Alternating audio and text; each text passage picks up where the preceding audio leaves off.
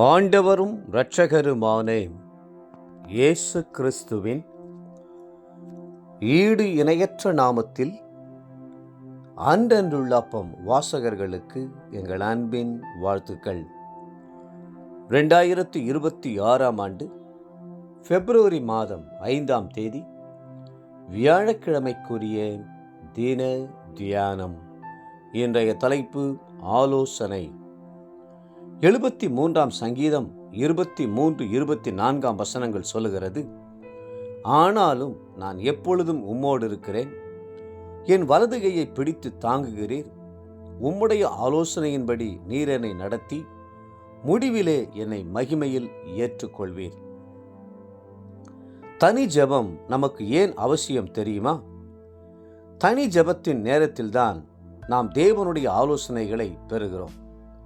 அவர் நம்மேல் தம்முடைய கண்களை வைத்து நமக்கு ஆலோசனை சொல்லுகிறார். நம்முடைய ஆண்டவருடைய பெயர் ஆலோசனை கர்த்தர் என்றும் ஏசாயா 9:6. அவர் ஆலோசனையில் ஆச்சரியமானவர் என்றும் ஏசாயா 28:29. அவருடைய ஆலோசனைகள் நித்தியமானவைகள் என்றும் 33ஆம் சங்கீதம் 11ஆம் வசனம் வேதம் சொல்லுகிறது. தேவப்பிள்ளைகளே, கர்த்தருடைய ஆலோசனையை பெற தனி நேரத்தை ஒதுக்குங்கள். நீங்கள் ஜெபம் பண்ணி முடித்ததும் கர்த்தருடைய மெல்லிய குரலுக்காக காத்திருங்கள். அவர் உங்களுக்கு ஆலோசனை அருளுவேன் என்று வாக்களித்திருக்கிறார் அல்லவா? வேதம் சொல்லுகிறது, நீதிமொழிகள் 11:14, ஆலோசனை இல்லாத இடத்தில் ஜனங்கள் விழுந்து போவார்கள். ஒவ்வொரு நாளும் நாம் பல தீர்மானங்களை நிறைவேற்ற வேண்டியது இருக்கிறது. பல வேளைகளில் நாம் எங்கு செல்லுவது, எந்த வழியில் செல்லுவது, என்ன விதமான முடிவு எடுப்பது, யாரை போய் சந்திப்பது என்றெல்லாம் தெரியாமல் திகைக்கிறோம். ஒரு அடி தவறாய் வைத்துவிட்டாலும் அதனுடைய வேதனையை நிச்சயம் அனுபவிக்க வேண்டியது வரும்.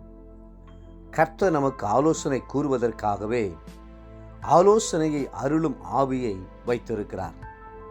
வேதம் சொல்லுகிறது, ஏசாயா 11:2, ஞானத்தையும் உணர்வையும் அருளும் ஆவியும், ஆலோசனையும் பலனையும் அருளும் ஆவியும், அறிவையும் கர்த்தருக்கு பயப்படுகிற பயத்தையும் அருளும் ஆவியுமாகிய கர்த்தருடைய ஆவியானவர் அவர் மேல் தங்கியிருப்பார். மட்டுமல்லாமல் ஆவியானவர் தேவனுடைய ஆழங்கள் முதலாய் எல்லாவற்றையும் அறிந்திருக்கிறார். வேதம் சொல்லுகிறது, 1 கொரிந்தியர் 2:10, நமக்கோ தேவன் அவைகளை தமது ஆவியினாலே வெளிப்படுத்தினார், அந்த ஆவியானவர் எல்லாவற்றையும் தேவனுடைய ஆழங்களையும் ஆராய்ந்திருக்கிறார். தேவன் நமக்கு அவருடைய ஆலோசனையை தமது ஆவியினாலேயே வெளிப்படுத்துகிறார். மோசே எகிப்திலிருந்து கானான் தேசத்துக்கு சுமார் 20 லட்சம் பேரை வனாந்திர பாதையிலே வழிநடத்தினார். ஒவ்வொரு நாளும் எங்கே தங்க வேண்டும், எங்கே பாளையம் இறங்க வேண்டும், எப்போது புறப்பட வேண்டும், ஜனங்களின் தேவை நேரத்தில் என்ன செய்ய வேண்டும் என்பவற்றில் தேவன் தம்முடைய ஆலோசனையை கொடுத்தார். தேவ ஆலோசனையை கேட்ட மோசேக்கு கர்த்தர் அதனை முழுமையாக கொடுத்தருளினார். மேக ஸ்தம்பங்கள், அக்கினி ஸ்தம்பங்கள் மூலமாய் அருமையாய் வழிநடத்தினார். உபாகமம் 1ஆம் அதிகாரம் 32-33 வசனங்கள் அதிசயங்களை காண பண்ணினார். தேவப்பிள்ளைகளே, தனி ஜெபத்தில் கர்த்தருடைய ஆலோசனையை கேளுங்கள். அவர் நிச்சயமாகவே உங்களுக்கு ஆலோசனை தந்து வழி நடத்துவார். இன்றைய நினைவிற்கு 16ஆம் சங்கீதம் 7ஆம் வசனம், எனக்கு ஆலோசனை தந்த கர்த்தரை துதிப்பேன், ராக்காலங்களிலும் என் உள்ளந்திரியங்கள் என்னை உணர்த்தும்.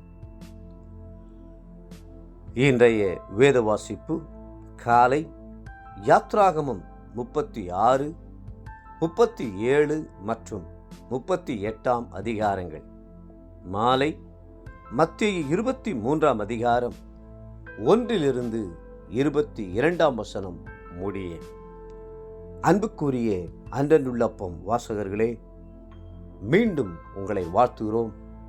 கர்த்ததாமே உங்களுக்கு ஆலோசனை தந்து நடக்க வேண்டிய வழியை காண்பித்து உங்களை ஆசீர்வதித்து மென்மேலும் உயர்த்துவாராக. ஆமென்.